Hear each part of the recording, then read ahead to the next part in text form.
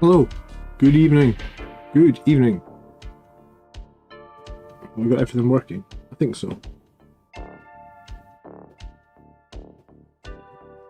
Matthews Martin is here first. Good evening, Matthew. Yeah, okay. I'm almost ready. Cool. Just gonna log in so I can see chat. This thing forgets my login like every time.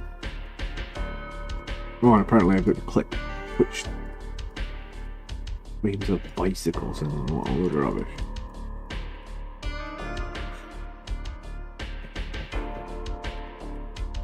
Alright, in 2 seconds I'll be able to read chat.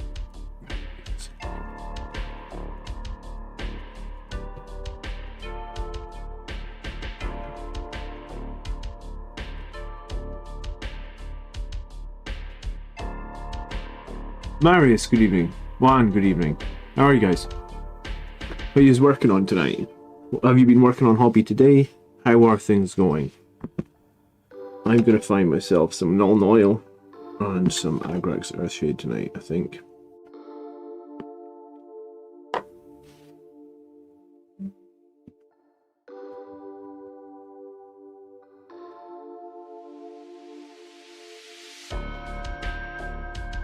Am I? I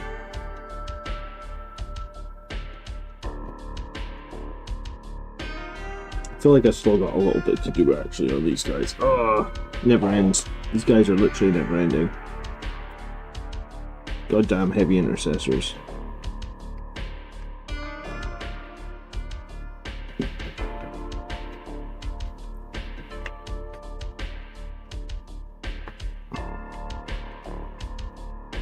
Alright, Dawnstone, gold. Where the hell's my lead belcher? Lead belcher. Here it is. Right, Dawnstone, gold, lead belcher. That's what we'll start with. Den, what's happening? Full day of pre-orders. Got my copy of End of the Death.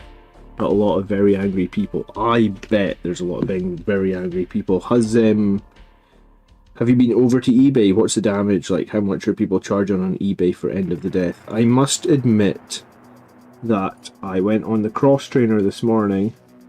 I woke up kind of tired. I'd stayed up probably a little bit too late. And I woke up and my wife was like, are you going on the cross trainer this morning? And I was like, don't really want to, but I suppose I probably should. So I hummed and hawed.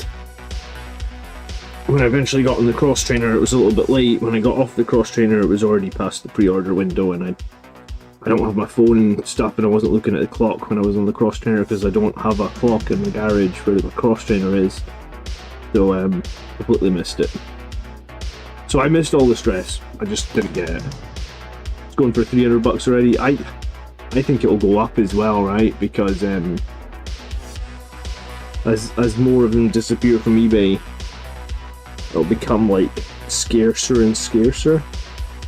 So I think if you didn't get it and you really wanted it, you're probably gonna have to pay $300 sooner rather than later. Who knows though? Hello, Eternal Crusader. How are you?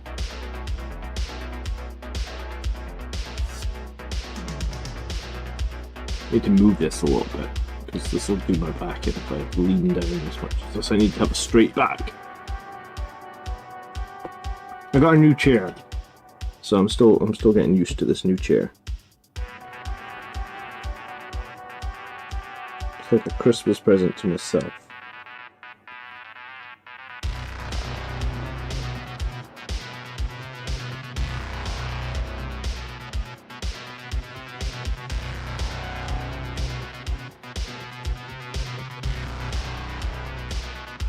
I spent a lot of time trying to work out how I was going to do these Aquillas, so I've decided to go with black and gold. Black and gold always seems to be the sort of colour I fall back on. When I don't know what I'm doing, I just go with red, black and gold, right?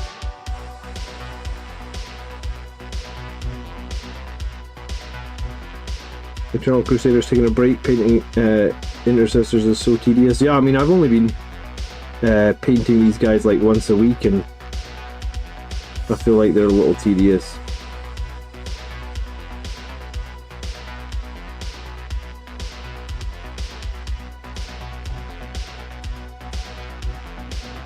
Oh well.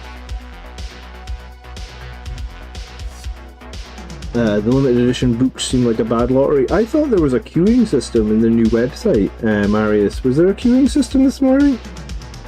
I haven't actually had to do a pre-order since they got the new website out. But I thought the whole point of the new website was going to be like it was going to be better, and there was going to be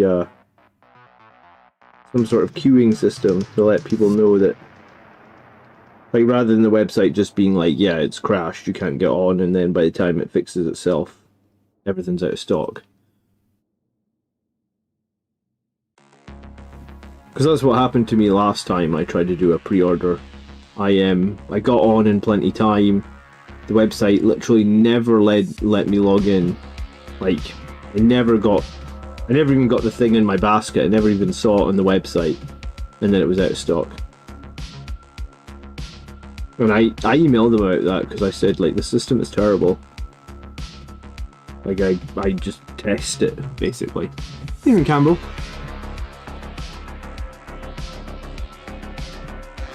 You just about finished Tigger's got a Primaris model, right? You're right, though. We don't see him all that often.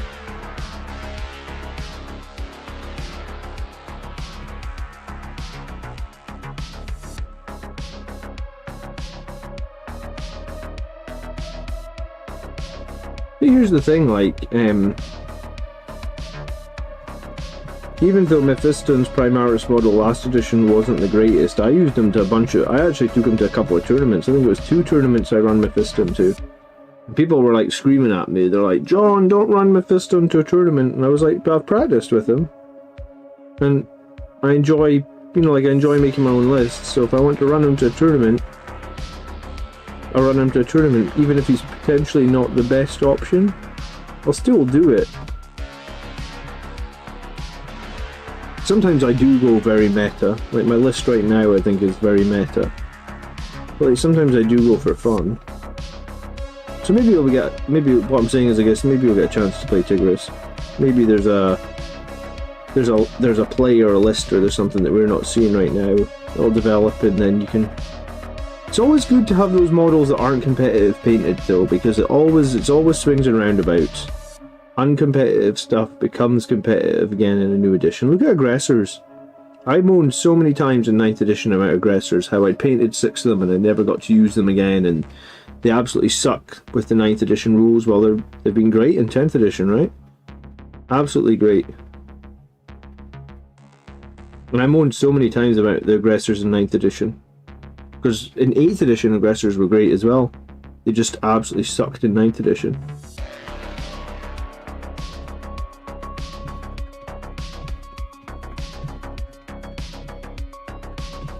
Any thoughts on Mephiston with Assault Intercessors? I mean, it's fine. But I don't think melee units are all that exciting at the moment. There's too many negatives for melee units. And I'd say there's even more negatives for, like, toughness 4 melee units with no jump packs, so... I think where I stand at the moment with Mephiston is, like, I'm just not running him. I just don't think he's quite there yet. He might get there, but I don't think he's quite there at the moment in 10th. There's a coin toss every year. If you had to run melee heavy, what would you run?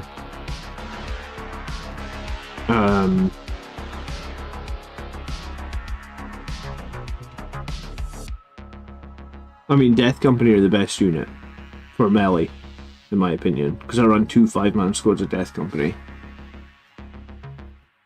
I don't think I really care for Vanguard Vets. I know I definitely don't care for Sangre Guard. I don't think I care all that much about the new Assault Marines, but I haven't used them. I bought 5. I half painted them, but I haven't used them. But I don't think I care for them either, but because of the points cost, I probably care for them the most. So I'll probably run Death Company Assault Intercessors.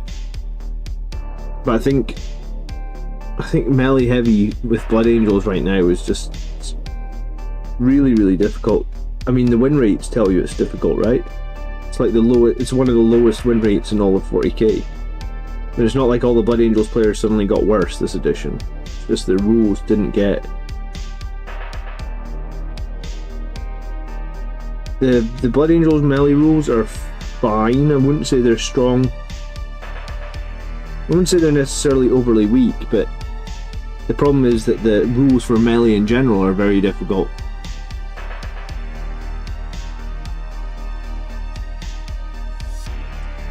Yeah, I mean, Black Templars have multiple ways to give large units of guys 5 up feel no pains, right? Like, they can do it on the 20-man squads, so they can have two 20-man squads, each with a 5 up feel no pain. I mean, that's where strength comes, right? Because those units become like crazy in terms of like both reliability and you know, the amount of firepower an opponent will need to put in to remove those is pretty significant, I would say.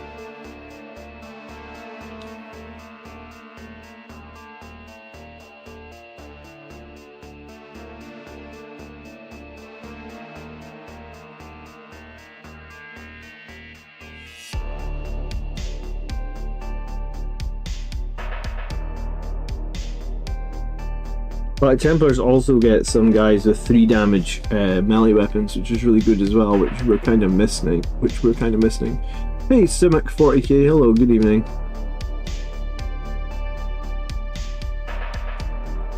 For some reason, the Black Templar Bolt Pistol Chainsword Boy has 5 base attacks when everyone else is 4, and he doesn't pay for it.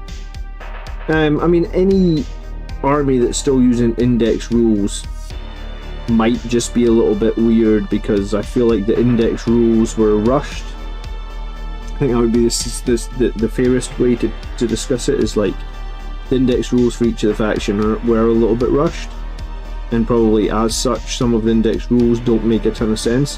One of the index rules that really doesn't make a ton of sense, like for example, is like Death Company. Like Death Company with Power Fists have the same number of attacks, I think it is, as Death Company with Death Company with Power Swords have the same number of attacks as Death Company with Chain Swords. And like with the Power Sword, you've got like double AP and you've got an extra strength. So like, there's literally no reason ever to take Chain Swords for Death Company anymore. Redeem, dude, thank you so much.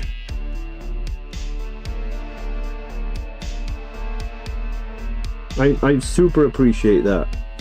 I had a pretty lazy first week of January. I'm not gonna lie, I spent a lot of time with the family.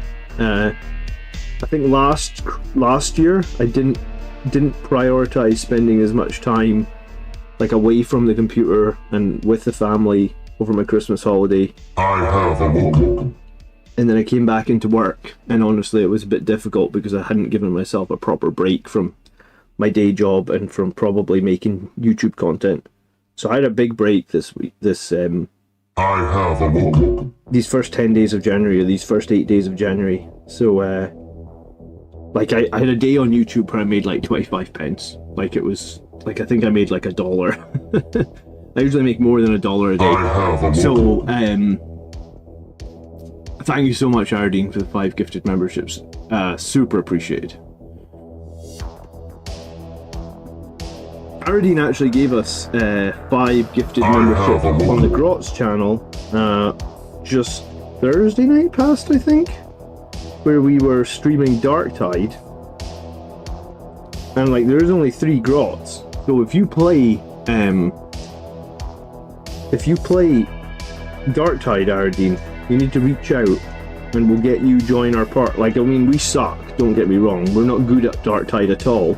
The guys were making fun of me because I'm like, I think I just hit level 10. But if you play Darktide, let's get you in our party sometime. You're more than welcome to join, it'd be cool.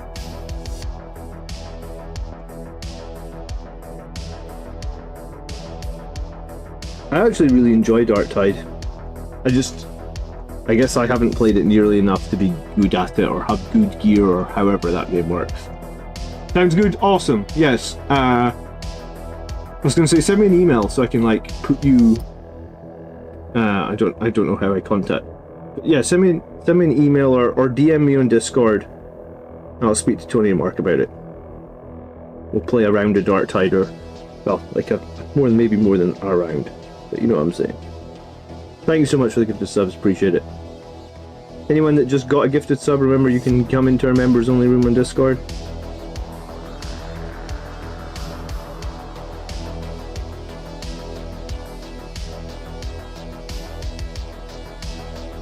So, I'm sure a bunch of you guys saw that Valrak did a video this week about there being more rumours of new Blood Angels. A new Sangri Priest is rumoured. There's even rumours of like a new Sanguinor. If it was up to you, my friends, what Blood Angels unit do you want to see most upgraded or improved this year?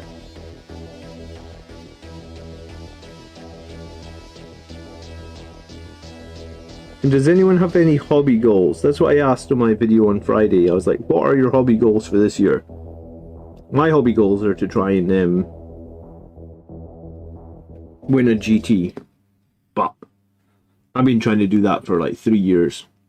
I read a thing that said if you don't, like, it was, you know, like motivational speakers and all this, like if you ever scroll on YouTube or Twitter or anything late at night, you always run into these motivational videos, right? And someone said that if you've got a goal for the year, you have a 33% chance of achieving it if it's not written down. This is like a statistical thing that like came from like a university. If you write down your goal, you have a 10% better chance of achieving it. You have a 43% chance of achieving your goal if you write it down. So statistically, just because you wrote your goal down, I guess that means maybe you're a little bit more serious about it. It actually improves your chance of achieving that goal by 10%. So I had a post-it note and I just wrote on the post-it note, win a GT, and then threw that post-it note into the like backpack I take to work, to and from work. Like I take my sandwich and a cup of coffee and stuff like that in my backpack. So just by writing it down on a bit of paper, I've statistically increased my chance by 10% this year. Believe that if you will, but I mean that's research from a top university. I guess there's something to be said by just like writing down a goal makes it more tangible than it just being in your head. I don't know. Crazy. There were some other bits on that thing as well where it was like if you did a plan you could increase your goal by like another 10%. But I don't know how you plan to win a GT. I mean, like, what's the plan? Beat everybody. So if I take a post-it note, write down, win a GT by beating everybody, I increase my chance of winning the GT statistically, because it's now tangible and I have a reason. Statistics are a weird thing, huh? Eternal Crusader promised not to buy any models until his Black Templar army was painted. It lasted 3 weeks. That's not a good goal, man. To be like, I'm not going to buy any more models. No offense, but Games Workshop release so many things at so many random times these days, and then there's all these made-to-order campaigns coming back and stuff. So I feel like you're sabotaging yourself.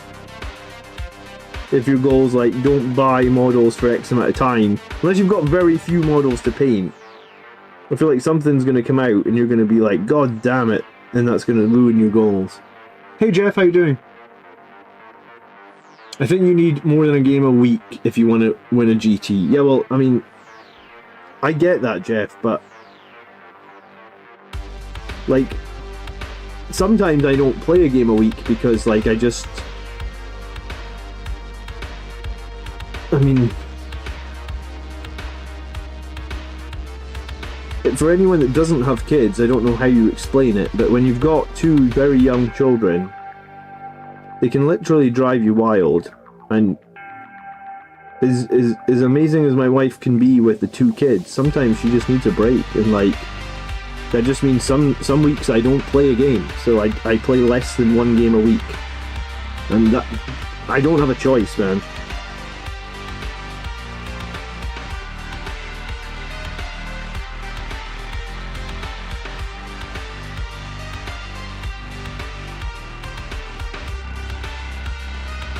So, okay, my goal is to win a GT having only played one game a week. There you go.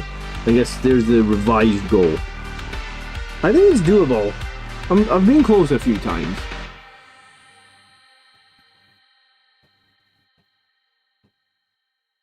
Jeff, you have a big wish list of units that you want them to refresh.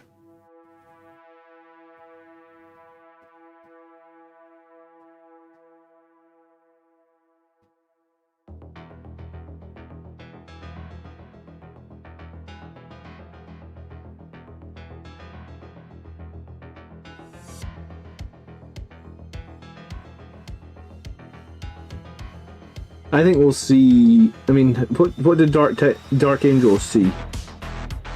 Like a couple more Primaris characters and one of their iconic kits go Primaris, and like the big upgrade sprue. I imagine we'll see something similar, like a big upgrade sprue, an iconic kit goes Primaris or two, something like that. I can't even win a GT if I'm writing the army list. I can't let someone else write the army list. But I mean, that would be impressive, Mark. I mean, I feel like that's a goal for like what's the channel? Art of War. Like Art of War guys, they could win an army list with their partners writing it. Or sorry, they could win a GT with their partners writing their lists.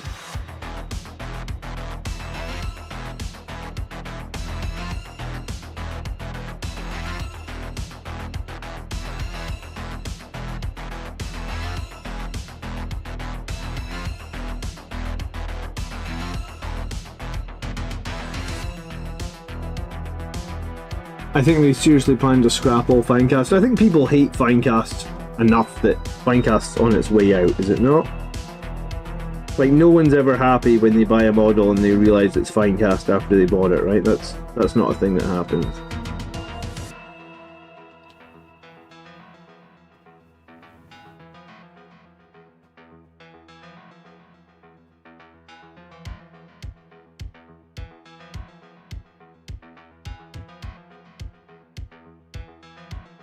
I'm tapping out on buying Warhammer for now, touch wood, knock knock, I'll take a sledgehammer to it, and I'm not joking. You know, I haven't bought for a while, but I have a big backlog of stuff.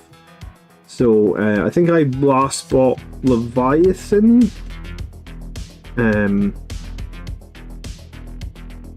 I've still got a few Dreadnoughts that are like needing assembled. I've still got a few Terminators and other squads that are needing assembled. I mean, I think I'll buy more stuff. Hello, Jim.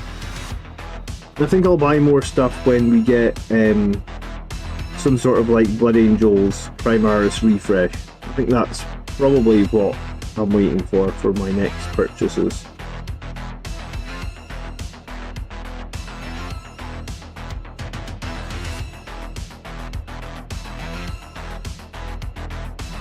Because it's all good doing like the heavy intercessors or more tanks and repulsors and stuff, but I mean, those units historically were always like addendums to the Blood Angels, right? They weren't like our core thing. like you could always run Blood Angels with like a Repulsor Executioner. You could always run them with a Land Raider or something, but that wasn't really the core thing that you were expecting to run them with, right? That was like the extra, I don't want to call it like sauce or something, but it was. You know, like in 9th edition, not many people for Blood Angels were running tanks. I mean, people ran some Dreadnoughts here and there, sure. I ran a Gladiator Reaper to a tournament. And I actually kind of liked the Gladiator Reaper to a tournament in 9th edition because it was very, very good when I fought World Eaters. I was actually like the MVP in the game against World Eaters, because you know World Eaters are so fast, they're so good in melee, they kind of out melee Blood Angels melee pretty significantly. So just being able to mop tons of their shit up with like the 24 assault cannon shots every turn from the Gladiator Reaper were really good. Assault Marines came out after Leviathan. Okay, yeah, sure, I bought those Assault Marines and I bought the new captain that runs them, I guess. That was the last time I bought stuff.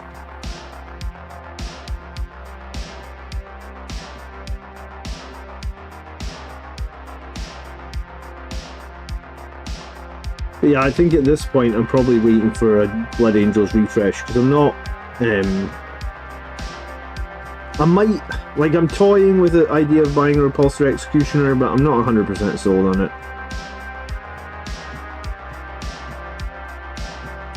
I was actually thinking of removing the Executioner from my list this week and see if there's something better to bring in instead. Walter still hasn't opened up Indomitus. Alright, I've got you beat, Walter. I at least got a couple of squads out there assembled or whatnot. All jetpacks is the only way to play. I mean, it has been for a long time, but unfortunately right now I feel like all jetpacks is a little bit of a liability. Very difficult to win games consistently with all jetpacks at the moment. That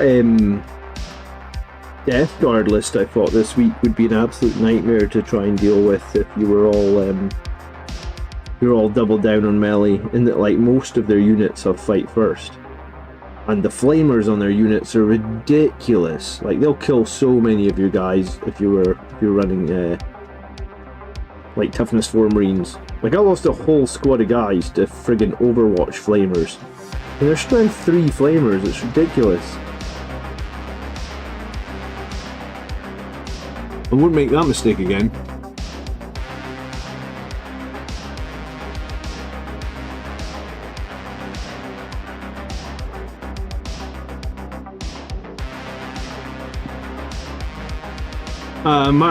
Marcus collects grey plastic. I think we all do that, right?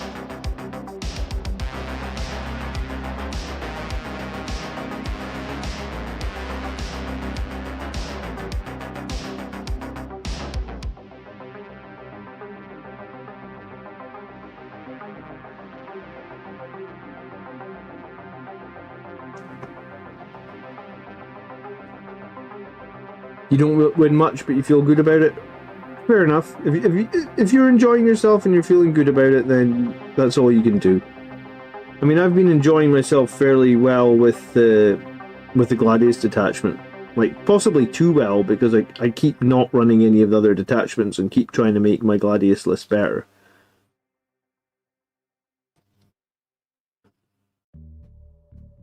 But I mean, if you're not having fun, then what are you doing, you know? Because that's kind of the whole point of this, is to have fun.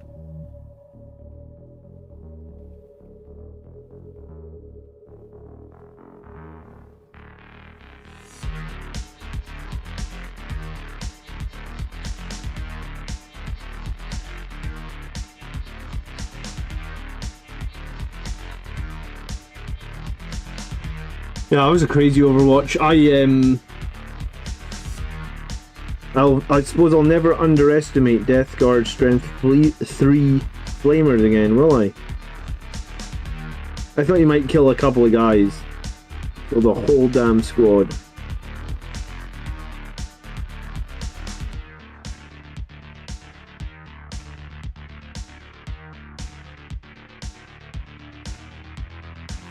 I think Death Guard are a good army to fight at the moment, though, because I think they're genuinely pretty strong.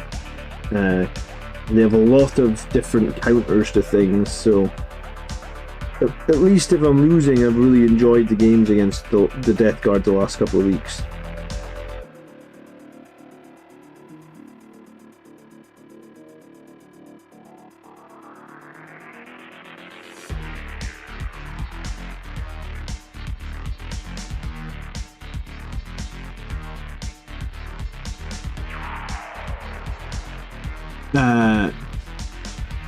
Are you talking about the new book today being ridiculously overpriced on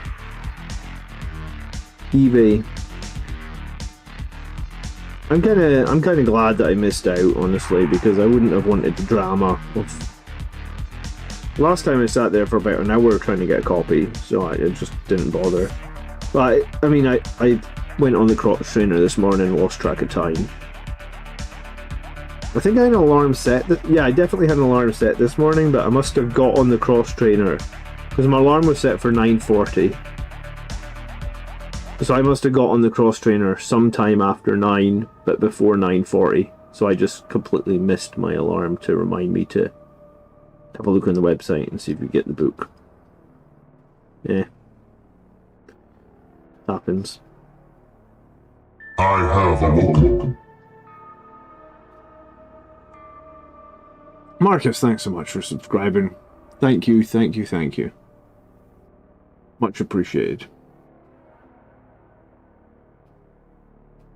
I really think that when I missed out on one of the other books previously, and I know people miss out on these books every single time they do these releases, I emailed them and said, like, they really should have a system where they can, like, look at past purchase history, or they can look at, like, how long you've been a purchaser or a member or something, so they can prioritize, like, the legitimate customers. Like, they could do that. But I don't, obviously they don't, but I think they should.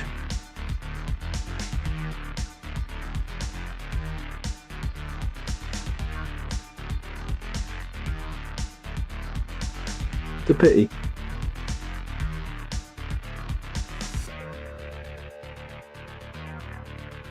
Even the non-tailored list for Death Guard look like a damn irritating for Gladius to go against. I think that list I fought this week was probably the toughest Death Guard list I've ever faced, maybe.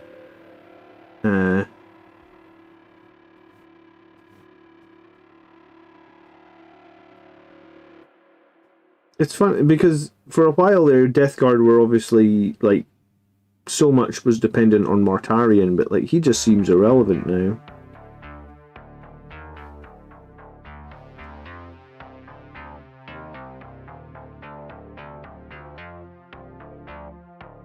Which is a real shame, because I kind of like the Mortarion model, and I think when it used to be when you lined up on the battlefield and you saw Mortarion on the other side of the table, you were like, oh dear.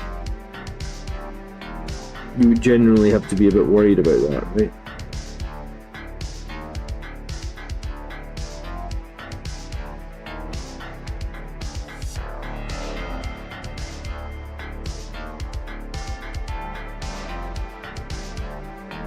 Good afternoon, Mark. Hope you're well. You think they'll make suppressors and reavers good when? They've had like 6 years or something to do something with them. I think it's a running joke at this point. Like, I don't know why their rules are still so bad so many years on. It's got to be a joke. Like, why?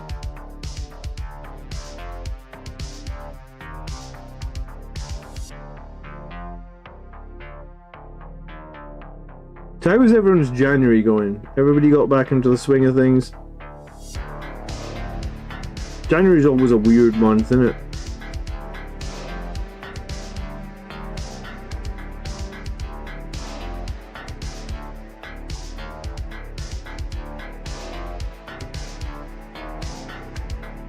Mark's building Zadmech today.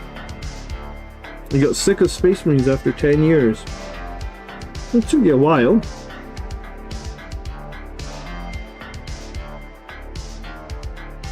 I have these 1,000 suns that I keep thinking that at some point I might do something with.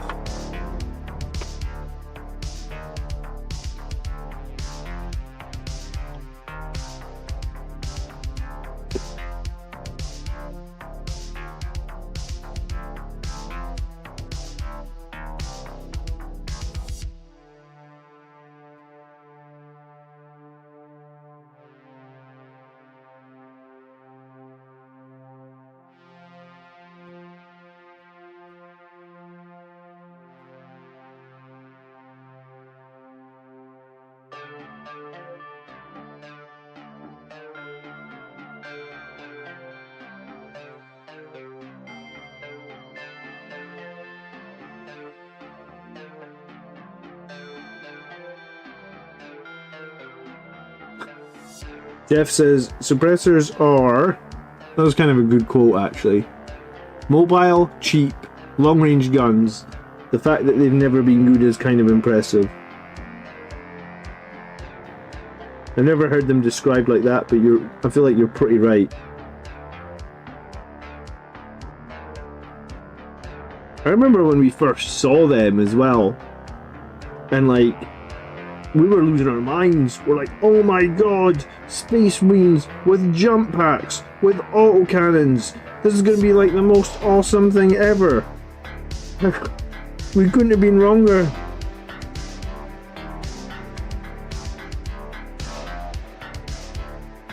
I think it's kind of funny how wrong we were, but like, I remember being so, like, we were realistically so excited by them.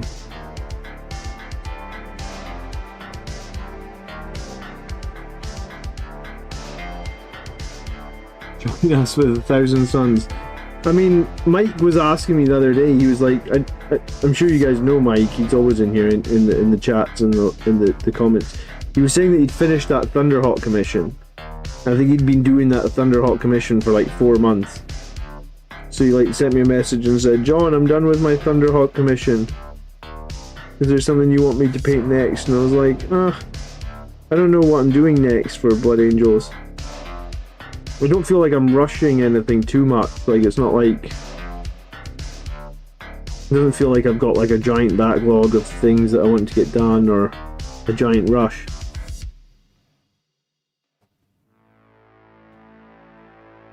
I mean, maybe there'll be a giant rush if they do a refresh box or whatever you call it. You bought 6 boxes of suppressors, Mark? No! No! Oh, you do occasionally hear people that go hard on a model and then that model is just so bad. That's so unfortunate. I feel sorry for you, but I also have to laugh just a little bit.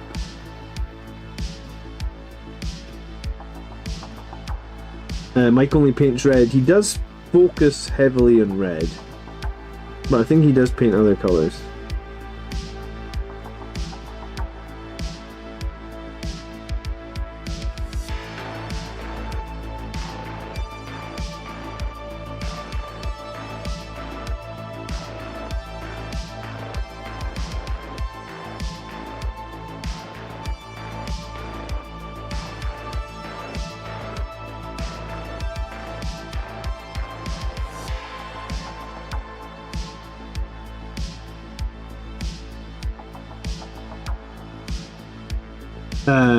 Reverse, I bought 2 jump pack intercessors and then just got autocannons for them.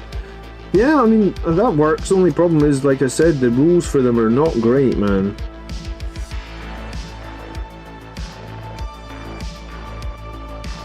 Maybe these are, you know, like what I said, maybe a long way down the road suppressors will get good. But I think we're probably going to have to wait. Well, we already have the Space Marine Codex this year, so I can't imagine suppressors, or last year rather. If suppressors are going to get good, I can't imagine they're going to get good till 11th edition. That's probably the reality of it.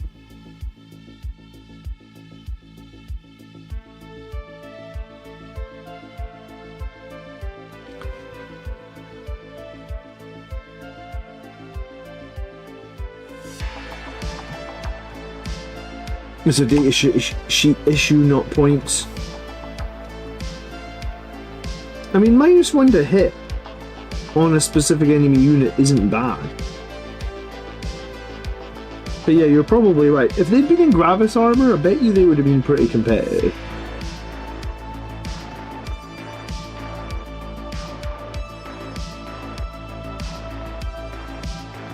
Or if they had a rule where they were like -1 to hit because they're fast and suppressively, as well as, like if they did like stealth suits or something. I don't know.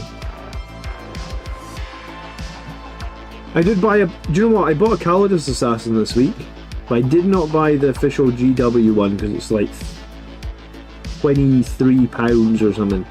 I bought a 3D printed one from eBay for £6. So I've got a Calidus Assassin coming. I mean, I've been using the Calidus now in my army list for a few weeks.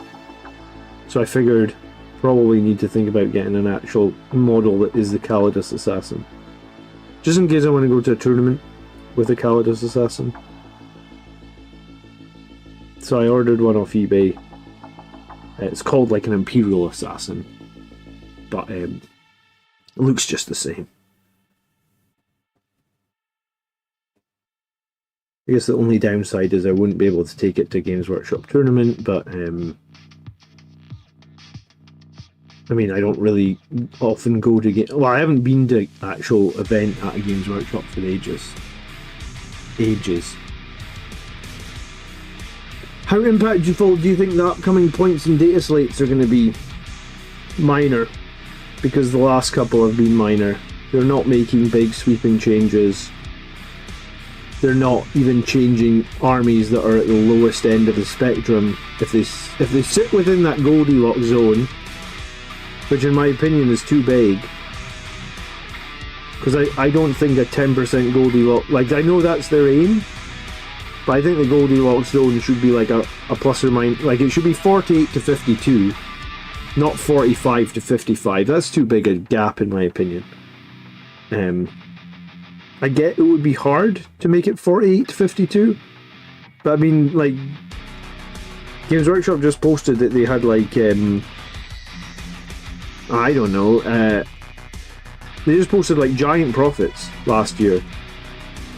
So if they're posting that they had giant profits, and we all get to see that because it's like a public company, if they're posting they got giant profits, then I think they can spend a little bit more money and try and make the balance of the game a little bit better. So I would like, if it was up to me, I would like to see a smaller Goldilocks zone. So I think, hey, if we're all sitting here in a month's time saying it's the greatest balanced data slate ever, everything is balanced, it's been so good, then I'm happy to sit here and eat my humble pie and say I don't know what I'm talking about. But I feel like there's probably a very good chance that I'm not going to have to eat my humble pie. It'll be minor. I bet you the changes will be minor.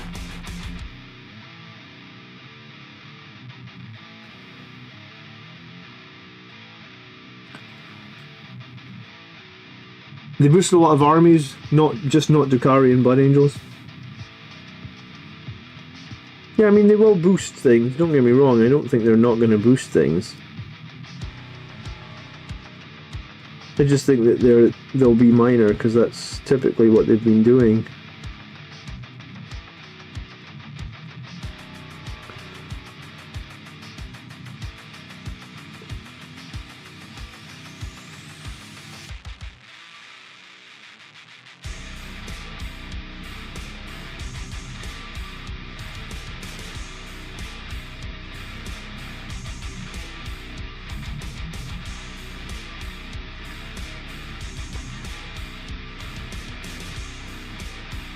The last data slate wasn't minor. Oh, I think what I'm meaning is like they'll be minor for Blood Angels, because my experience of the last edition DTM was like, for a long while last edition Blood Angels were at the very, very bottom, right? Like 47% win rate. When you're in that Goldilocks zone, they don't touch you at all. They only touch things that are just outside, and I don't like it, right? Like, So you've got an army that's going to sit at 55% win rate for the whole edition, and they're just fine with that because it sits within that zone. And you've got an army that sits at 45% for the whole edition, and they're just fine with it because it sits within the zone. I think the zone needs to be made smaller, honestly. Like I said, I know it's hard. I get it's hard, and but I mean, they collect all the data from hundreds of tournaments. They probably have the lists from hundreds of tournaments. They could get a data scientist to really, go pretty hard on it and try and come up with, even if they just said, like, it's really hard, this year we're going to try and make the Goldilocks zone 1% less. There's going to be 46 to 54. I'd be fine with that. I don't mind how many years it takes. I think 55 to 45 is a big disparity in my opinion.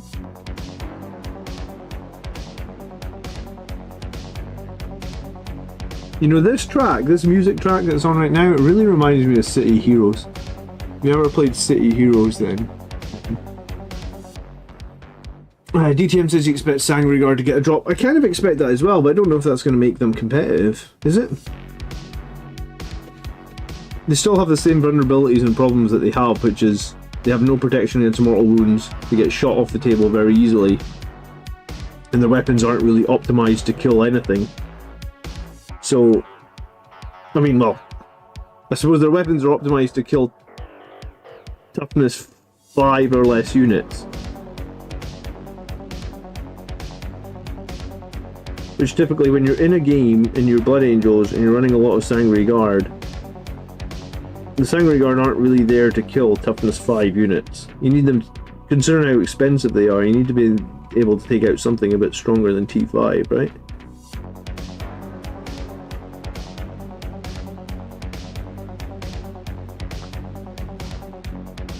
Mark says 48 to 52 would be a good Goldilocks zone. I couldn't agree with you more, Mark. It's almost like I just said that. But no, in all seriousness, I think they should aim for that, man. I mean, I'm not saying they've got to do it. I'm just saying that should be the aim. The aim shouldn't be a 10% disparity. The aim should be like a 4% disparity. I mean, we're not going to lose sleep if they say, well, so any army that's at 45% win rate, because there was a bunch of them, and I bet you there's a bunch of them in this balanced data slate. Blood Angels probably 45% win rate, thereabouts. They just won't get anything. They just will not get touched. Maybe Blood Angels will get the Sangregard will get a points reduction, or another unit will get a points reduction. But yeah, I don't like them just going like they're in that. Even at 46%. They should be going, right, well, at 46%, what can we do to just raise them a tiny little bit? And the same goes for the armies at 54%.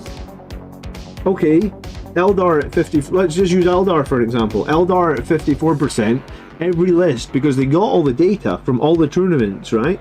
So they could just look at the list and go, every single Eldar list has D cannons in it, for example, or every single Eldar list, I don't even know what's good for Eldar now, because I haven't played them since they got, their points changed. But every single Eldar list has this in it. Why don't we just adjust that by, the tiniest little bit? Try and bring them down from 54%. But hey, I digress. We can talk about that all. I said the same thing last edition with Nids. I don't know if you guys remember. Tyranids were at like a 60% win rate for months last edition. Like 6 months they were above like 55%.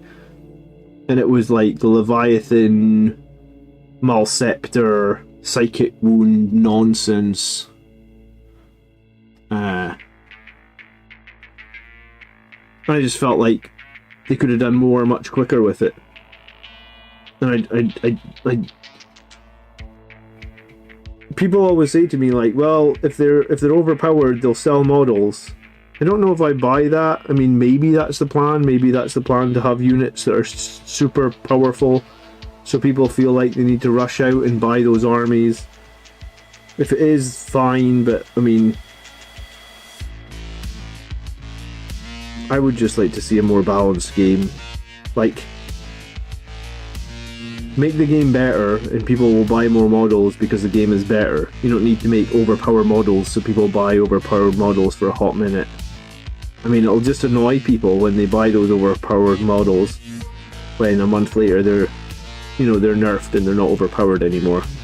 Surely that's a bad experience. Like, no one likes to buy a model to find out that, hey, you can't really run it. Or like Desolation Marine's a good example. Desolation Marines came out, super good, right? People got to play with them for like a couple of months, and then all of a sudden they were 200 points per 5 and like completely unfieldable, pretty much. Did that feel good for anyone that had bought Desolation Marines? I highly doubt it. Certainly didn't feel good for me, having bought a bunch. I bought 15 Desolation Marines.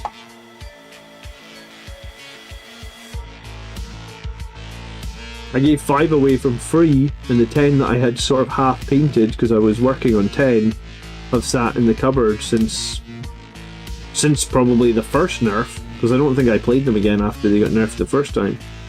But yeah, I just think that's sort of kind of horrific. It's almost as horrific as these paint pots. Look at all this shit in that paint pot.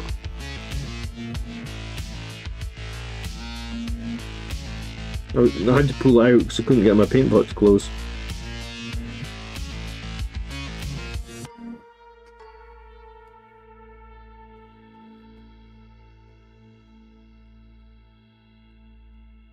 God, it seems like every stream I've got one paint that gets this way.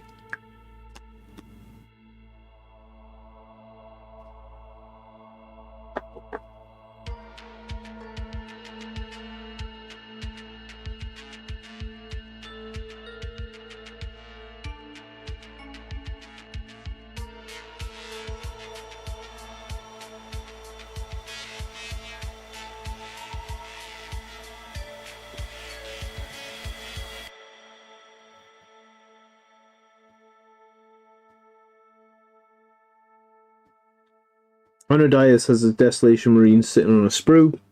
I mean, that's an option.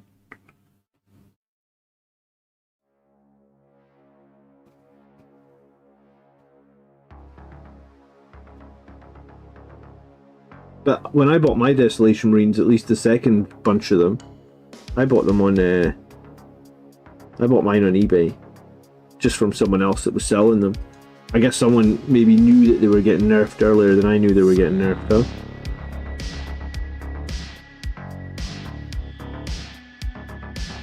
Sometimes it's when things are too good to be true, they generally probably are, right?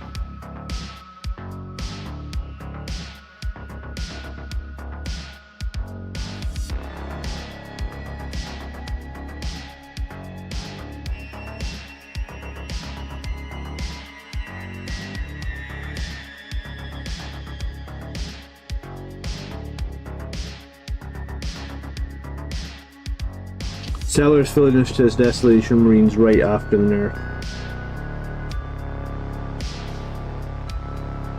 Yeah, I mean, when stuff gets nerfed, it's generally a very bad feeling, right? That's why I'm, But, yeah. I don't know. I just want to see more balance. I think it's probably a selfish thing because I only play one army. If I played multiple armies, maybe ballads wouldn't be so much of an issue because it would just be like, oh, Blood Angels aren't so strong right now, let me go play Drukhari or something that are strong. And then we could always bounce back, right? I guess a lot of players do that. So maybe just playing one army is my own downfall, but I don't have time to do more than one army. Plus I like my one army, you know? That scared the shit out of me. Text message went off right next to my head. I use my phone as a camera for this stuff, and I usually turn it on silent. I guess I forgot.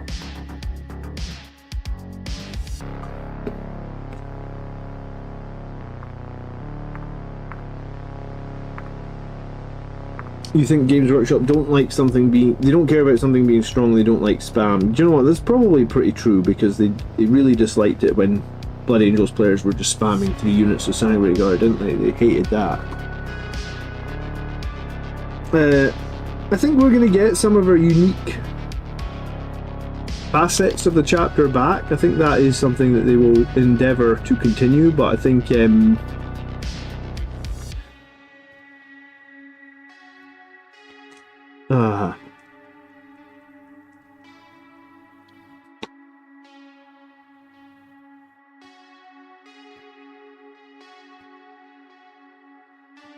Like, I don't think we'll lose the unique facets of the chapter. I just think that the transition to Primaris for some of us has been pretty rough. I think the main thing I'd probably like to see is them to redefine or reimprove, rework some of the rules for melee, because some of the changes that they made to melee this edition have really I think they've hurt melee armies more than maybe they intended to hurt them. I think that would probably be the same.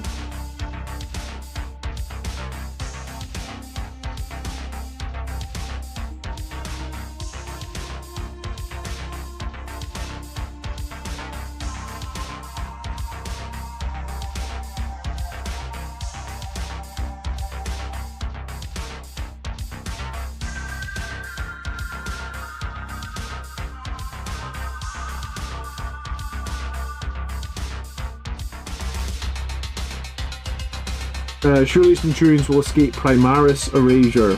When did they come out again? Well, I mean, Terminators kind of escaped Primaris Erasure as well, right? They just got like a new kit. And I actually think the thing that they did with Terminators was probably the best thing that they've done. Where they just made like the new kit more on the new size, and they didn't remove the old squads, and they didn't lose the old rules. Because I think that's probably what I wanted to see, where it was like, if we can use the old kits, but we get cool new models, isn't that the best of both worlds? Because it doesn't annoy anybody. No one quits because they're angry. If people do quit, or people do stop buying when they're angry, and like I pretty much subconsciously stopped buying a lot. I know other people have done it with 10th edition as well, right? Where it was like, people lost a lot of their stuff to Legends. So they were like, you know, like up until 10th edition, all my units was WYSIWYG. Everything I had was WYSIWYG. Well, with 10th edition, I just sort of stopped caring. Like, I don't really do WYSIWYG now. If I was going to a tournament and they said it's got to be WYSIWYG, I probably just wouldn't go. Games Workshop just sort of made it too hard to keep up, and also removed so many units at the same time. So it's like, I don't know.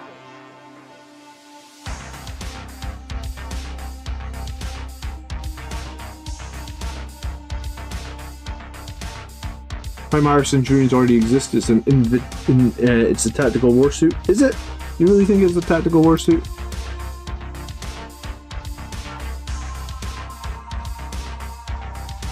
I don't know. I mean, Primaris was just a reason to get rid of the old tactical size Marines, right?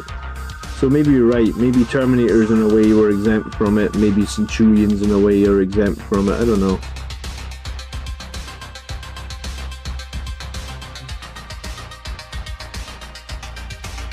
Centurions are already pretty darn large, I think.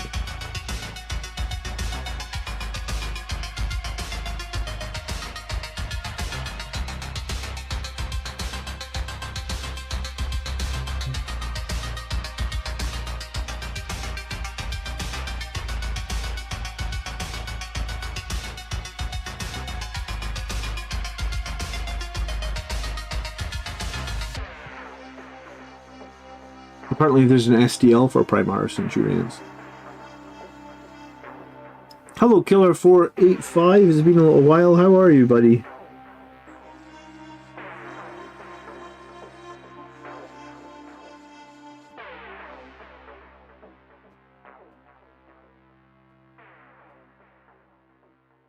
Happy New Year if you haven't been on any of the streams. Nice to see you. Hope it is a Happy New Year for you.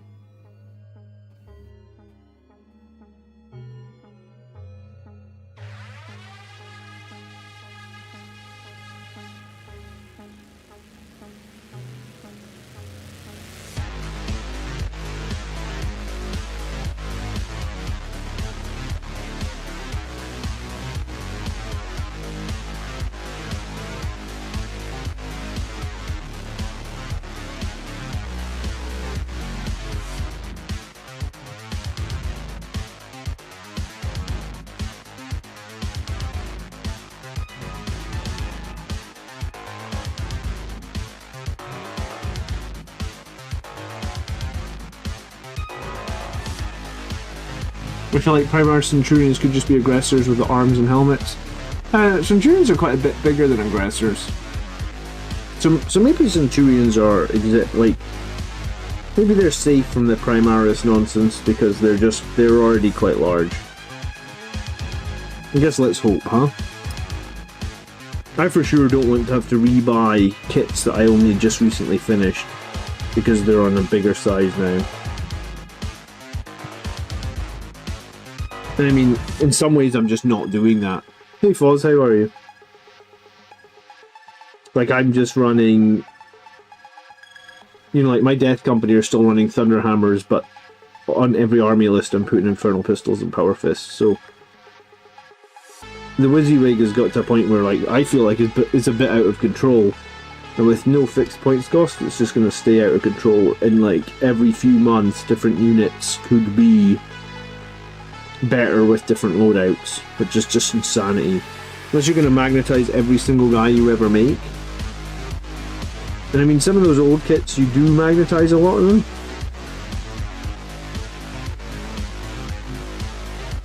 It's a big use of time to magnetize kits. And then sometimes you would spend a lot of time magnetizing a kit only to find out, like Vanguard Veteran is a good example.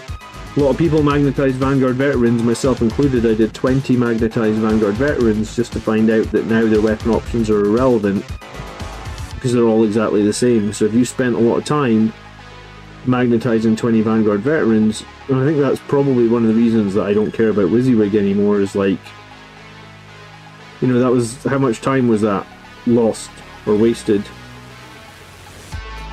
When's that going to happen again, you know?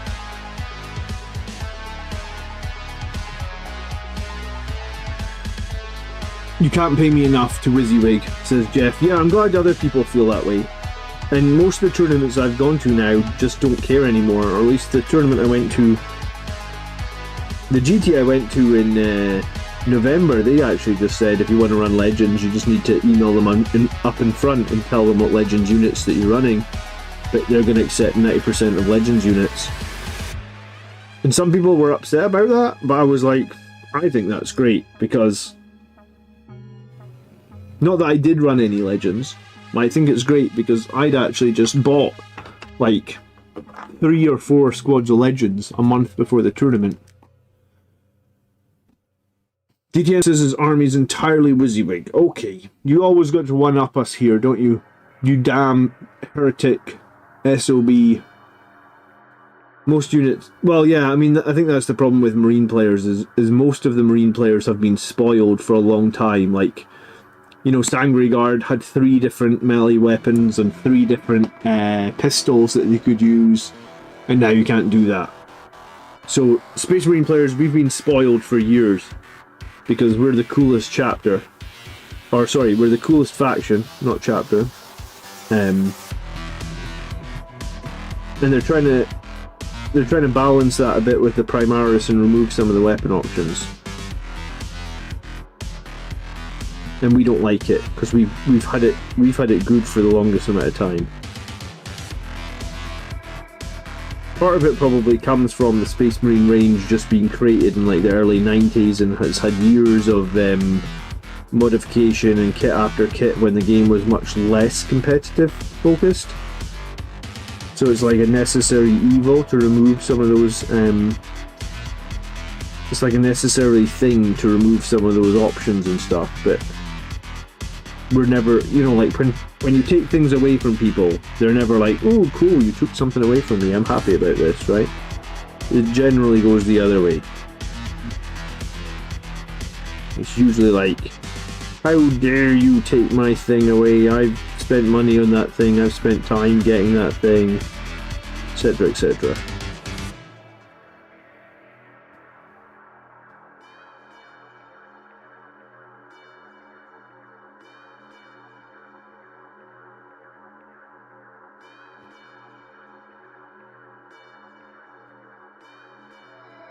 Primarchs are basically legionary marines. They very much are, right? Where every squad has one purpose and one purpose only. Which is, again, something that Space Marine players didn't have to deal with, and again, something that we don't, you know, like, if you ask Space Marine players, do they want that? The answer is generally going to be no, they don't want that. So that's the whole issue, or that's part of the whole issue, I guess.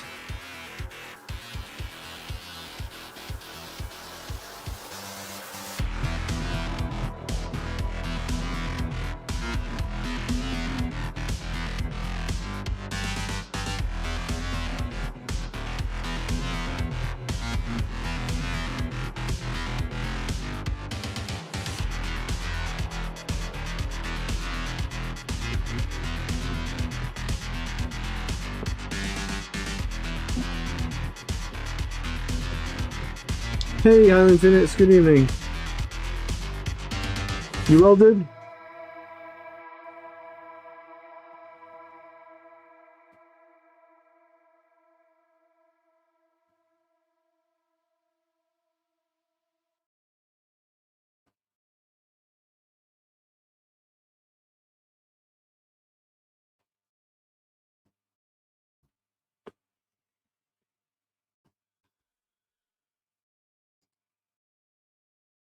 Did you guys watch the Centurion video from yesterday, though? Did that video change anyone's perspective on Centurions? Did anyone think, like, okay, I'm gonna run me some Devastator Centurions, or did everyone think, like, meh?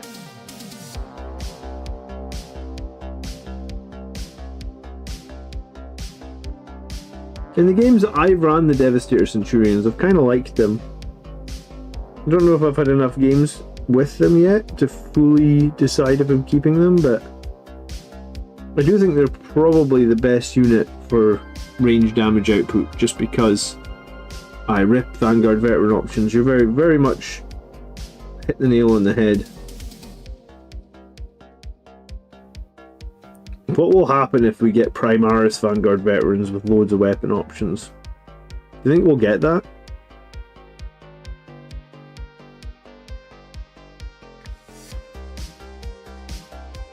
I can't bring myself to buy those ugly models. What, Centurions? I think they're cool, man. Like, previous editions, when we couldn't run Centurions, I was always a little bit sad, because I was always like, man, I always wanted some, ever since I first saw the Centurions, I was like, I always wanted some of them for Blood Angels.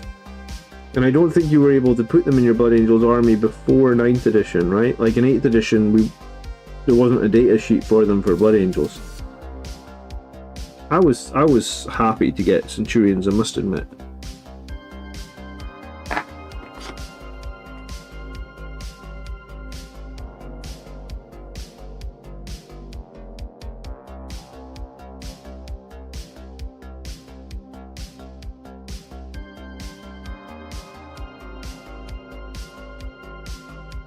Bashlo says, hey folks, I just found the channel before Christmas, loving it as I've recently returned to 40k making a Blood Angel army. Bashlo, make sure you head over and get on our Discord, because everybody you see in chat will be in Discord probably. So if you've got questions when I'm not live and stuff, people in Discord will be more than happy to help you. Welcome back to the hobby. I think most of us here had a break at some point for something. For me, my break was family related. I had a break of like, I think probably like 7 or 8 years. It wasn't intended to be that long, but that's what it turned into. So I myself have only been back since, I think like 2018. So I think I must be back about 5 years now. Maybe slightly longer, because We just got 10th edition. I was back at the start of 8th edition. I think it's 3 years between editions. So I've been back 6.5 years, but you know, a lot of us took a break at some point. Had other stuff going on in our life, marriage, kids, whatever. So welcome back. Good to have you. I try and go live every week, and I want to say that I manage that 80% of the time. Sometimes I don't manage, but usually Saturday nights we'll be doing something.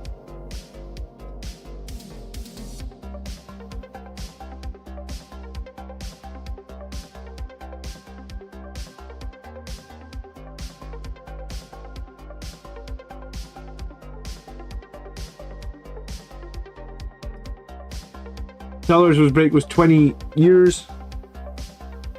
Who has the longest break then? Anyone had a longer break of 40k than Sellers? 20 years Sellers, holy crap. From what year to what year?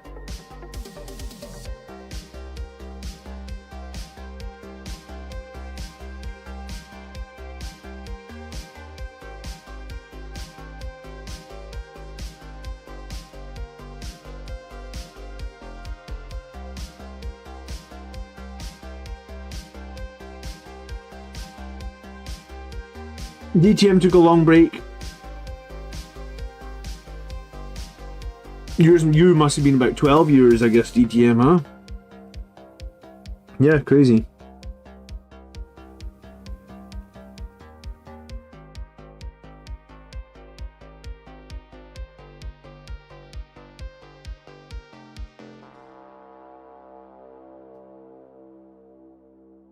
My break was just long enough that when I came back, every model I painted I felt like was a travesty to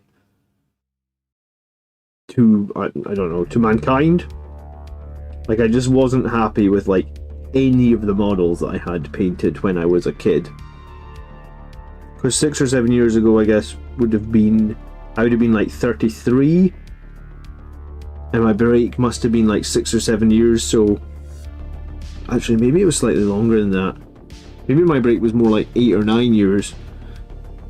So it was like everything that I had painted I'd done when I was a kid, or like realistically felt like a kid, and I just wasn't happy with barely any of it. So I repainted I sprayed a lot of stuff white, just went back to the start and was like, right, I'm not happy with so many of these models. I must have had like 30 Death Company finished, and I just was like, nah, they're not good enough, start over. I don't think I've got 30 Death Company finished at the moment, so maybe I should have finished units before restarting a bunch of stuff, but hey, hindsight.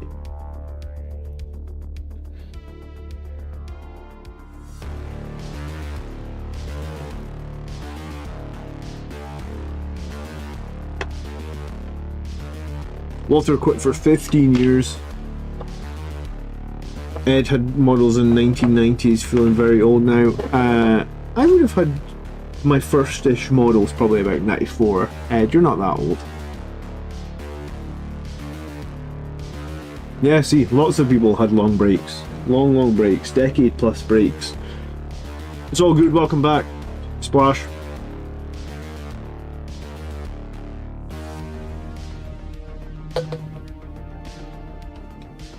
I have a box of models DTM that smell so bad, like they genuinely still smell. I soak the models in like that paint stripper stuff for like weeks, and they just bouffing, and the paint still didn't come off them. The paint was on them just so thick and ugly. It was the original 2nd edition Tactical Squads, which was the first models I ever got, so I painted them when I was like 11. And when I was 11, no one told me that you needed to water the paints down. So I just took the paint straight out of the pot and just slopped it on, thick as you like. God. Like, yeah. Really bad. I still need to actually get like a more modern version of like biostrip and try and strip all those models down properly, you know that?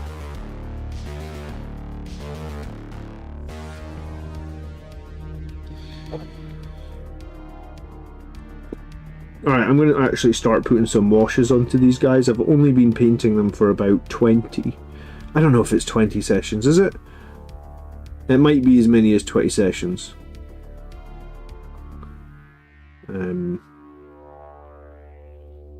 Maybe like 15. 20 might be a bit over exaggeration.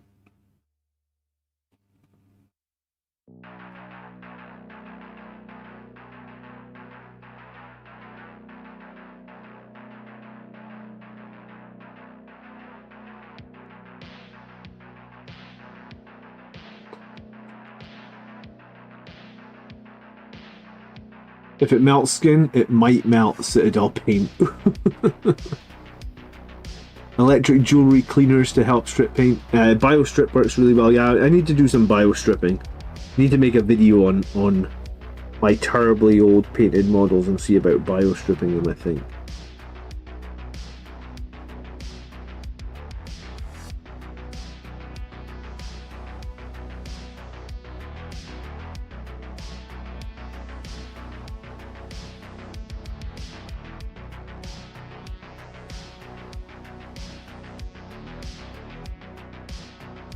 I'm just going to do like a recess wash into all these armor joints with null oil, and depending on how it looks, I might be happy or I might do a second one.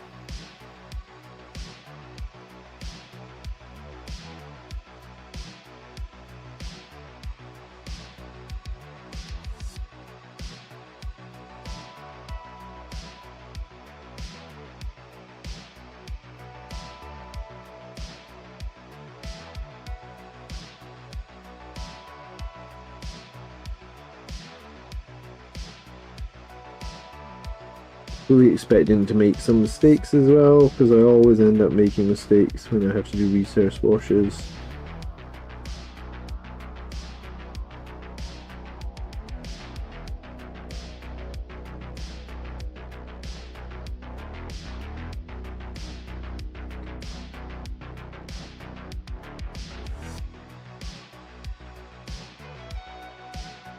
You definitely want to be watering your paints down. They say typically, is it like, I was going to say, like, I think Citadel paint is almost 50-50 water to paint ratio. I always like, well, I mean, there's definitely some better guides than I do painting, but you can, basically you want to almost you want to get used to watering them down to a point where like they flow well onto the models. You're not getting like glooping or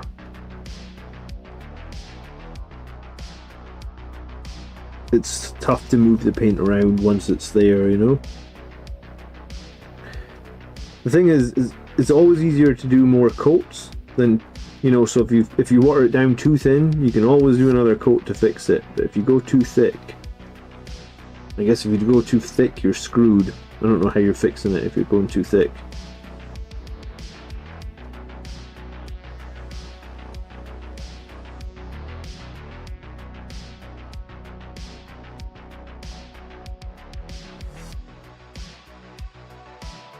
Yeah, do you know what? Some paints are different as well. Like, I got a pot of Citadel yellow paint and it was like super thin.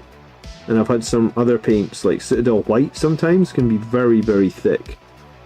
So it's going to be a little bit of experimentation, learn different paints, put it on your palette and get used to it.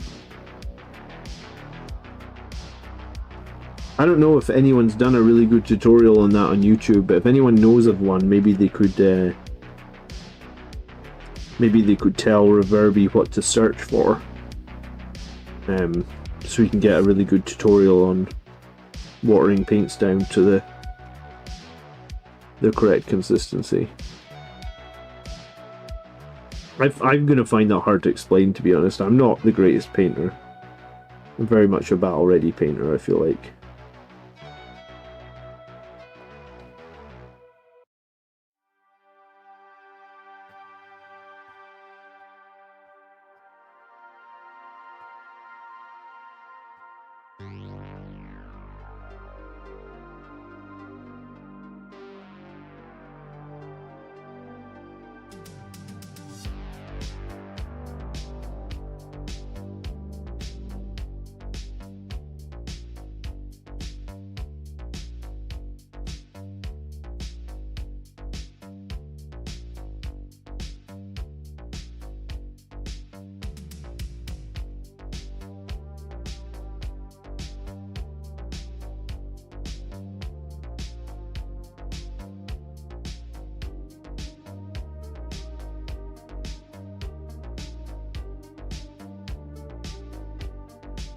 Does Retributor armor lose its gold shade from the water? Not really.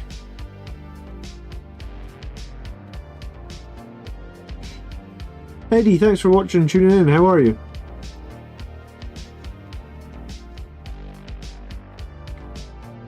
Vic CYG says the Centurion video was the push he needed to go for them over Eradicators. Good for you, man. I think you'll like them more than Eradicators.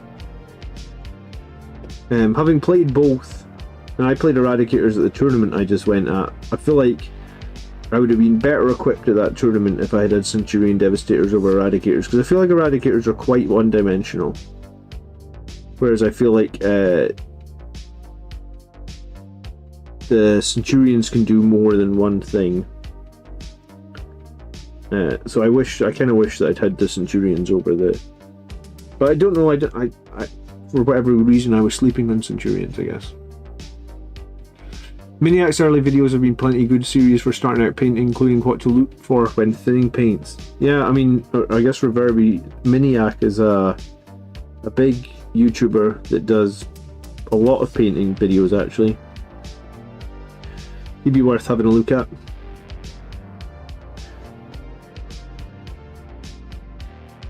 There is, I want to say there's an excess. Like, I don't know if you could watch all the different hobby videos. There's hundreds of them, right? Or hundreds of, maybe not hundreds of channels, but definitely like at least probably, because I don't follow all of them, but I know like 20 painting channels. So there's certainly a good amount of resources out there for learning to paint. Good evening, Dwayne, how are you?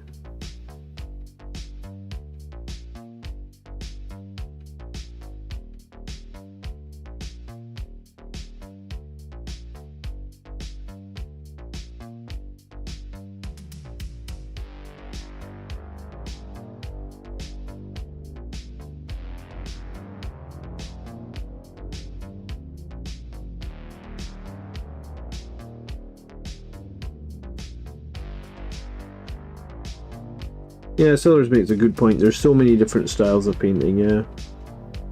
I'm always happy to answer questions. But my painting is...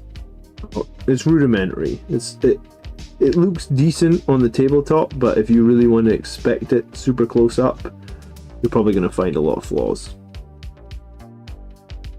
Saying that, I do always get nice comments about my painting, but it might just be because I have a YouTube channel and people want to say hello. But people always comment on how bright and robust, how bright and vibrant usually my models are is something they comment on. And I mean, I do quite a lot. I do have a pretty bright red scheme, so usually a comment saying that they look nice and bright makes me happy.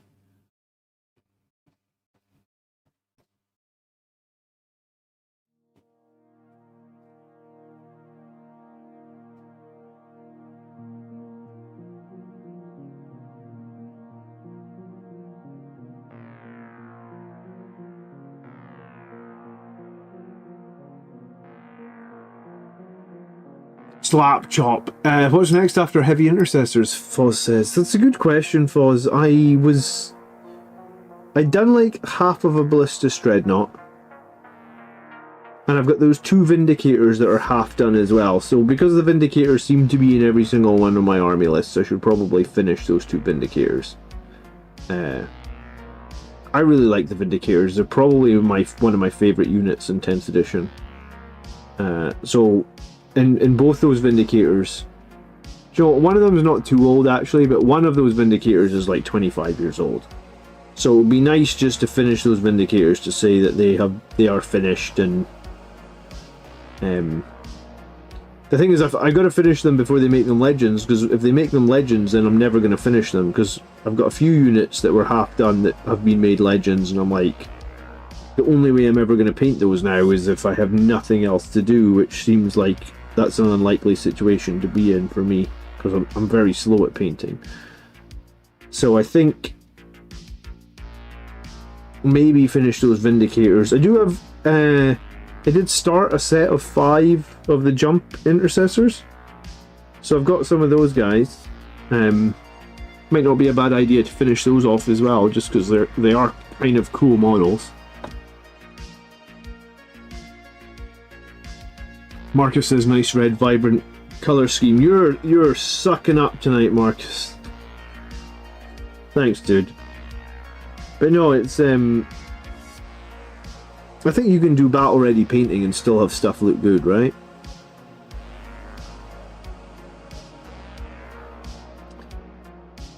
But yeah, it's a good question. I don't know.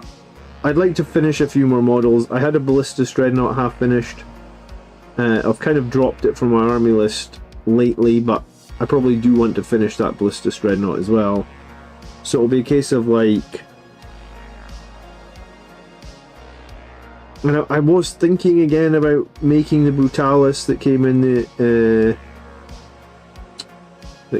the Strike Force Augustus box that I mean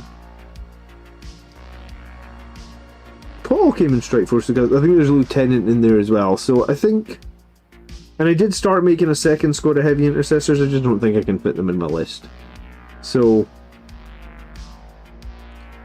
I don't know. Hopefully I'm going to get more. I felt like right before 10th edition, I got tons done, right? Like right before 10th edition, I got like 3 or 4 units finished.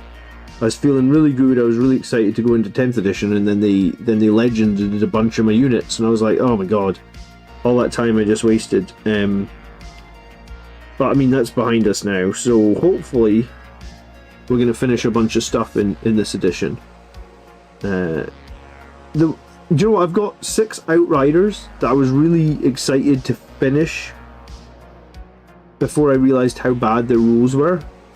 This was like when Outriders first came out. So I've got, and do you know what? I've got 3 Plasma Inceptors. I was thinking about trying Plasma Inceptors again, because you know I normally don't try Plasma Inceptors, but so I've got loads of half-painted stuff.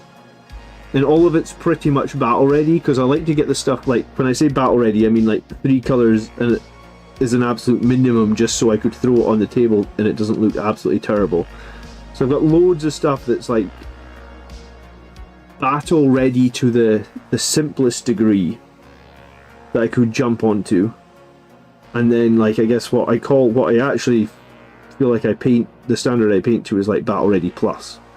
So I could take a bunch of that stuff that's battle ready and get it battle ready plus.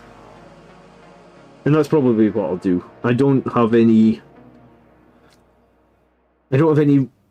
drive anymore to try and WYSIWYG everything in my army, because it feels like I can't win that battle, so I can't fight that battle, right? Because like Games Workshop are not doing fixed points cost, so we now have all these units with weapon options that could change.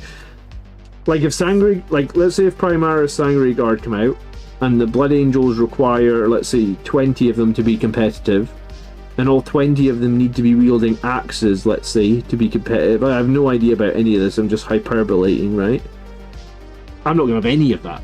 So I'm just going to run my current Sangre Guard with their current weapon loadouts and call them Primaris, and on the army list sheet I'll just write down what weapon options I think that they should have, which is the most competitive. And that's what I'm going to have to do, because I can't. Do white and greys count as colours? Yeah, I mean, if like on my apothecary, he's mainly white. He maybe has like a red shoulder pad, a black gun, and maybe has some like grey metallic on him. I would say that's battle ready. That's 3 colours. I mean, technically that's 4 with the white, so yeah. That does count.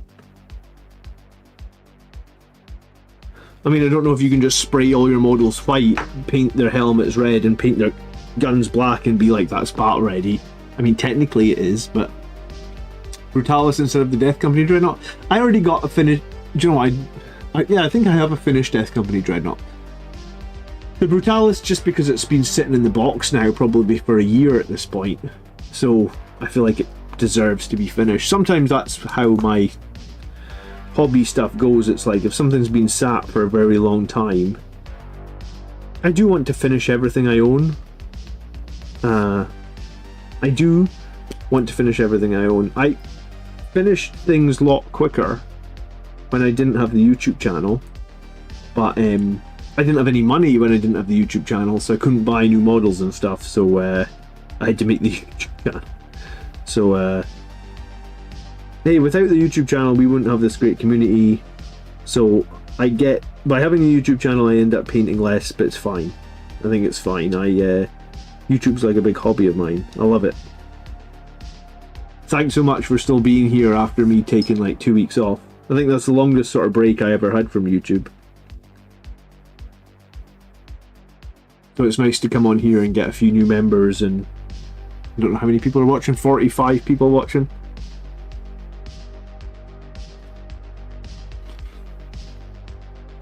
Three colours beyond the primer is what it should be. Serenade is probably right. You probably have to paint 3 colours on. You can't just spray one colour and be like, that's one of the colours done. That's probably a good way to think of battle ready. So you would prime it with 1 colour and then you're putting 3 colours on top.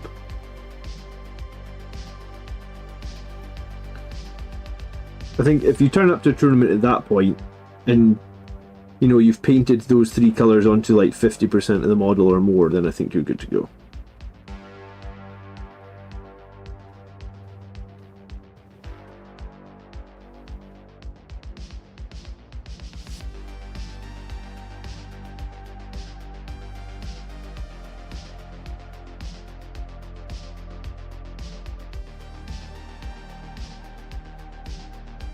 Axes and swords are the same profile now on the Sangre Guard. Yeah, I know they do. I was just trying to use it as an example to say, like, if they release these new Primaris Sangre Guard that are rumoured, and they have, like, different weapon options, I'm not going to have all my guys with the right weapon options, probably. Even though I magnetised a bunch of my Sangre Guard, because I did magnetise, let's say... I'd done like 15 or something before I started magnetising them, so, and I've got all 25, I think. So probably 10 of my Sangre Guard have their pistols magnetised and their weapons magnetised.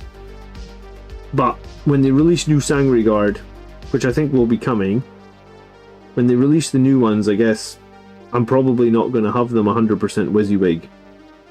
Just because I won't have time to do them all again, on top of finishing other units and stuff, so I guess I don't care as much about WYSIWYG now as I did before, because I guess Games Workshop have made it damn near impossible to keep up with WYSIWYG now, right?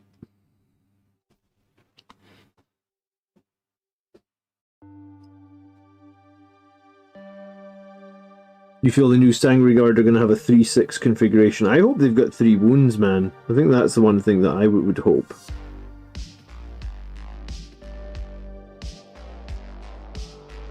I think if they're just T4 with 2 wounds, it's going to be super underwhelming, because I feel like T4 with 2 wounds does not do so. Like, that was already, they were already struggling a bit previous editions. They're not good now, I feel like.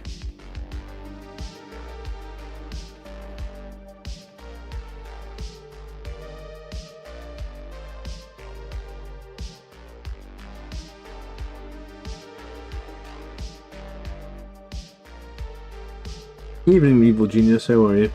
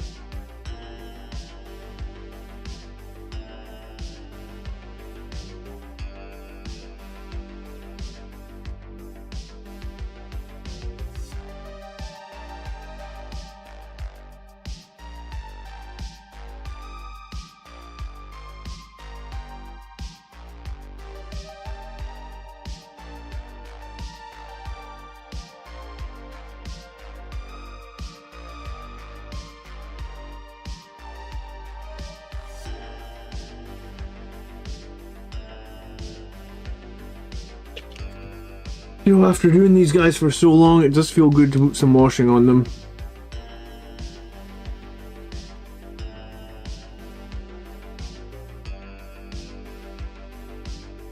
I actually need to do a how I paint red video this year, because I get a bunch of comments all the time on like, how do you paint your guys from red? But I've never really just done a tutorial on just painting one of my guys from start to finish in red, like a single intercessor. So if I get time this year, I want to knock that out as well. Be a simple video to make, but I'd still like to make it.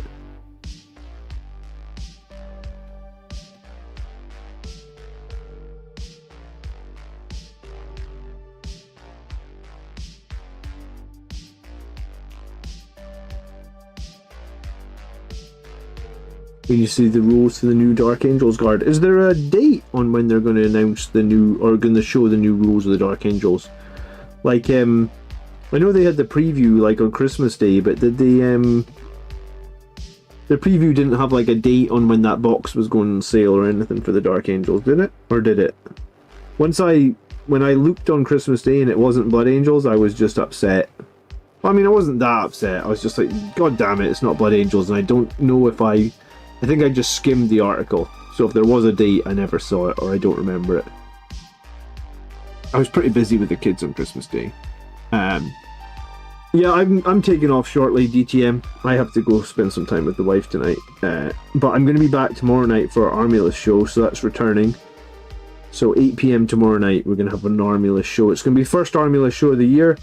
We've got list submissions already for it, so should be about 8 PM tomorrow. It goes for pre-order a week from today, supposedly. Oh, thanks, sellers.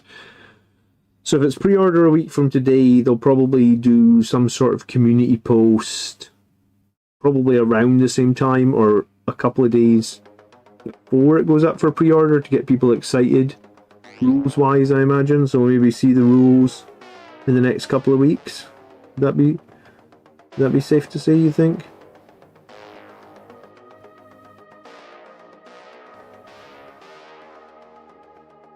The New Year's show was fun. Yeah, I had a lot of fun, man.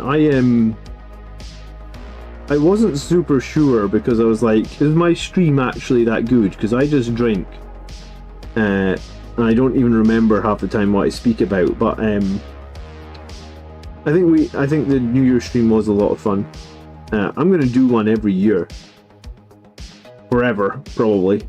So if you're ever not going anywhere on New Year, then you can come hang out with me.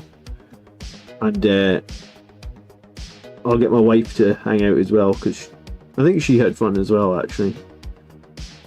She was being very sarcastic towards us.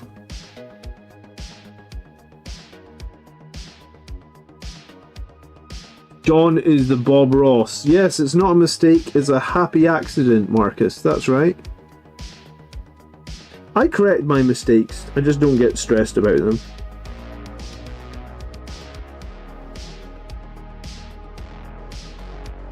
And I know I don't know, I guess I know I make mistakes all the time, so I just try and correct them in another session. That's the thing with doing washes, you kind of have to let them dry anyway, so I was going to have to let this dry. So I'll let this dry and then probably have like a bunch of fixes to do.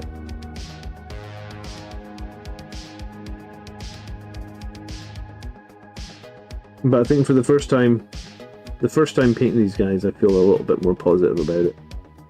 So I think they've been lingering on me a little bit, these heavy intercessors. I don't remember my last Gravis Marines taking quite as long as these guys.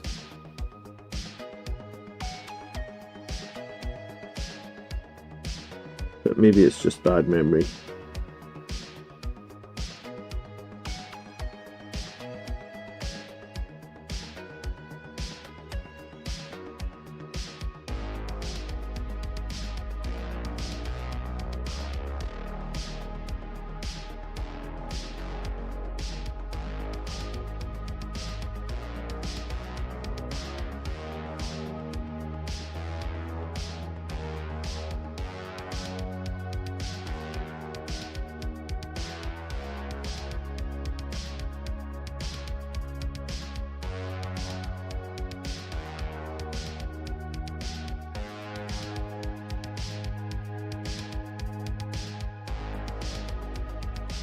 Whew. Public service announcement to not get hyped up trying to extrapolate Dark Angel's treatment to Blood Angels. Yeah, I mean, Dante's rules aren't greatest. Reversely, thanks so much for hanging out. I hope you have a good night. Nice to see you. I'm actually going to take off myself here and go spend a little bit of time with the wife. But yes, 2 hours from before now. So this is 10 o'clock UK time. So 8 PM UK time tomorrow. We will be here to talk about a couple of different Blood Angels Army List 4, in fact. And we'll be live for maybe about an hour tomorrow night. Talking Blood Angels Army List. I did film the video this week on my battle against the 350 guardsmen. It was a 2,000 point game and there was like 350 guardsmen. I did film that. I did edit it as well, so I just need to make a thumbnail, video description, that sort of stuff. So hopefully I'll get that out this week as well.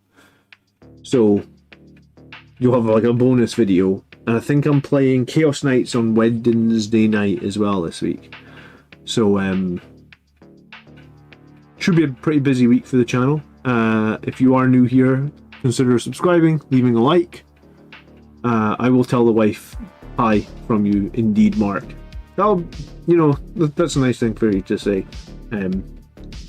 I said to her, people really like seeing you or hearing from you on the New Year's stream, and she was like, did they? Did they? I just felt like I made sarcastic comments, and I was like, yeah, I thought it was pretty funny. But I was pretty drunk, so cool. Enjoy your evening, guys. Thanks so much for watching. Thanks for hanging out as always. I'll see you tomorrow night, 8 PM, Army List show. Peace.